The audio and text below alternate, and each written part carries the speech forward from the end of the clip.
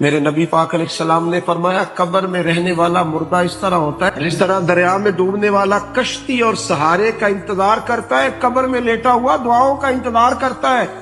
وہ وہاں لیٹا انتظار کرتا ہے کہ میرا بھائی میرے لیے دعا کرے، وہ انتظار کرتا ہے کہ میرا بیٹا میرے لیے دعا کرے، وہ انتظار کرتا ہے کہ میری بیٹی میرے لیے دعا کرے۔ دعا وہ قیمتی تحفہ ہے جس وقت قبروں میں جانے والے بھی انتظار کر رہے ہیں۔ کوئی دعا کرے، کوئی دوست دعا کر دے۔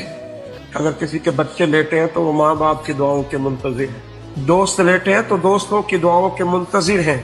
اور میرے نبی کریم علیہ السلام نے فرمایا جب تم دعا کرتے ہو اس طرح دریا میں ڈوبنے والے کے ہاتھ سہارا آئے تو اسے خوشی ہوتی ہے، قبر والے کے پاس دعا پہنچتی ہے تو اسے خوشی ہوتی، ان کے لیے دعائیں کریں۔